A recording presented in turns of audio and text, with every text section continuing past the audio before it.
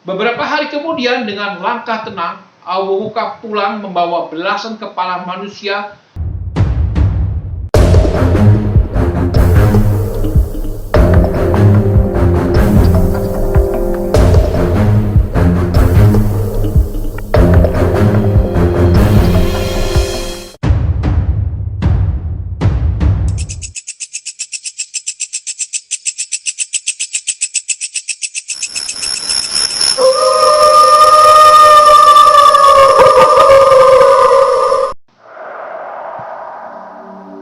Halo Bro and Sis, kembali di channel Mr. Joe.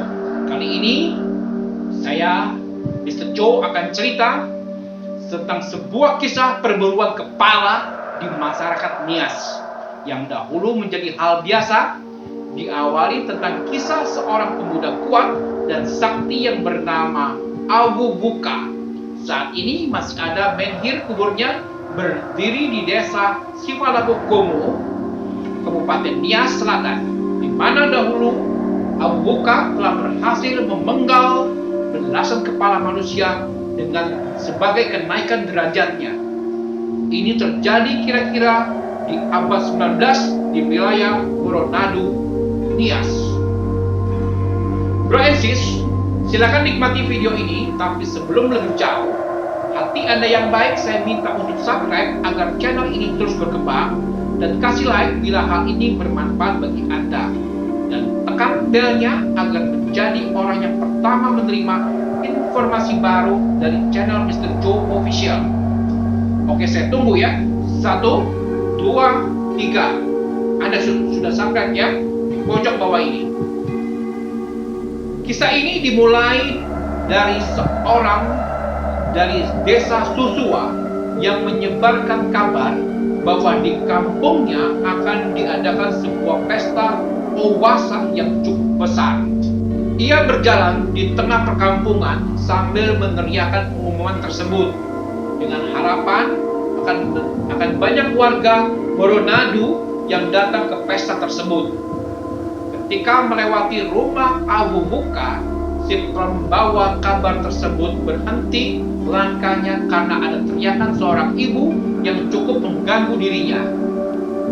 Ibu itu bilang, "Hei, lelaki yang kelihatan kemaluannya. Untuk apa teriak-teriak seperti itu?" Teriak perempuan yang tiada lain adalah Ibu Awuka. Bagi orang Nias, itu termasuk ungkapan yang sangat mengejek. Haruan saja si pembawa kabar tersebut marah dan memukulkan kemaluannya ke tiang rumah Ibu Awuka, sehingga tiang rumah gempal.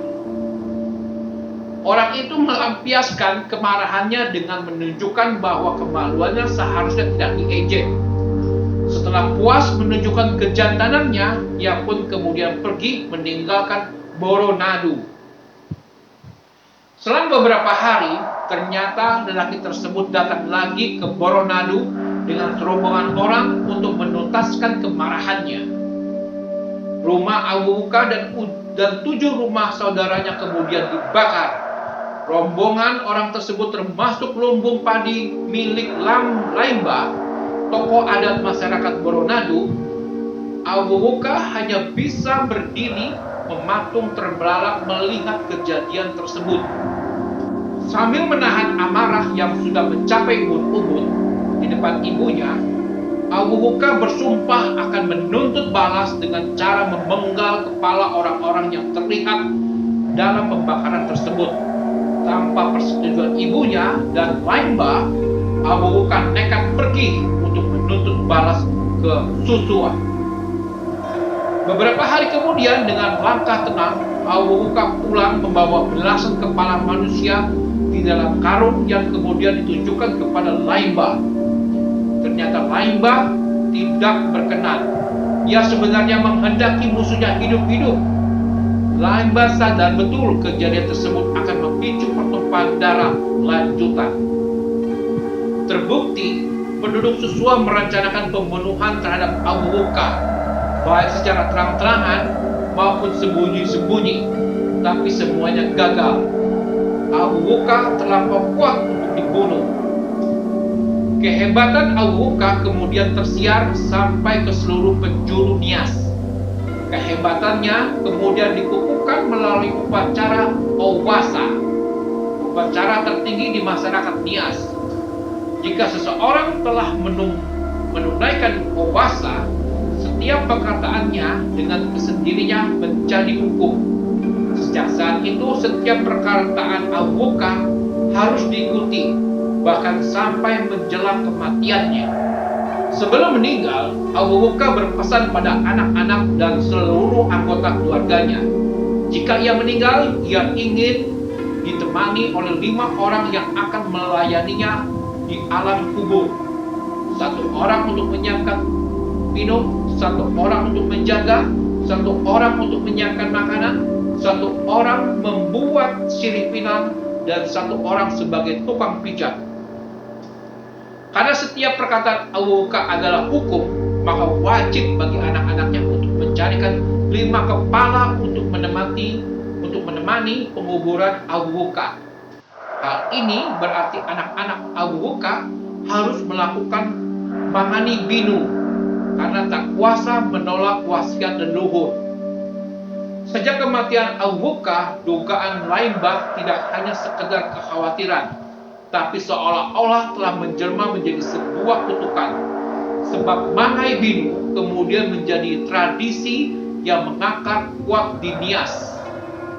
Mangai binu adalah suatu kegiatan memenggal kepala orang untuk tujuan dan maksud tertentu.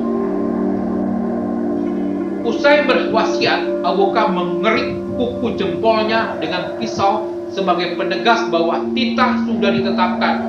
Dengan kata lain, anak-anaknya Awuka wajib memenuhi pesan penghabisan itu. Artinya mereka harus memburu 5 kepala manusia untuk menemani sang ayah ke alam selanjutnya, yaitu alam kubur.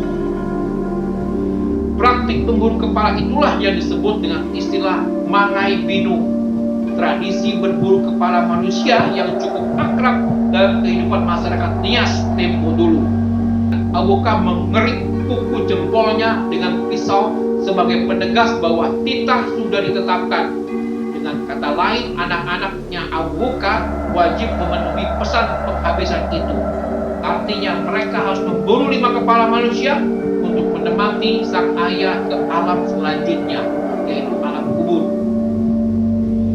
Praktik memburu kepala itulah yang disebut dengan istilah mangai binu, tradisi berburu kepala manusia yang cukup akrab dalam kehidupan masyarakat Nias tempo dulu. Mangai binu atau mangani binu adalah tradisi berburu kepala oleh Emali di Pulau Nias, Sumatera Utara. Tradisi ini awalnya merupakan bentuk penghormatan terhadap leluhur, namun di kemudian hari berkembang sebagai penanda status sosial. Tradisi ini telah ditinggalkan oleh masyarakat Nias seiring dengan masuknya pengaruh kekristenan ke daerah Nias. Para pemburu kepala di Nias Utara akhirnya beralih profesi sebagai petani. Pada perkembangannya sejak Awuka meninggal dunia, praktek mangai binu meluas untuk berbagai kepentingan lain. Salah satunya dalam pembangunan rumah bangsawan Nias atau Omo Sebuah. Sebagai wujud rasa syukur, kepala para tukang yang membangun rumah itu justru dipenggal untuk persembahan. Orang yang dipekerjakan sebagai tukang biasanya adalah kaum budak atau sawuyu. Dalam adat masyarakat Nias tempo dulu, upacara-upacara pemujaan sering disertai dengan penyembelihan sawuyu. Sawuyu seolah menjadi tumbal kemegahan sebuah tradisi, tidak jarang menugaskan kepada Emali untuk berburu beberapa kepala lagi ke kampung lain jika persembahan dirasa masih kurang. Setelah mendapat mandat, para Emali itu pun akan bergerilya ke kampung-kampung untuk mencari mangsa. Siapa saja yang ditemui akan dipenggal kepalanya, sekalipun orang itu tidak memiliki salah atau dosa.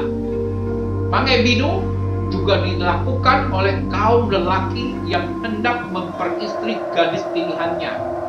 Keluarga si calon mempelai perempuan biasanya meminta kepala lelaki itu untuk mempersembahkan kepada musuh.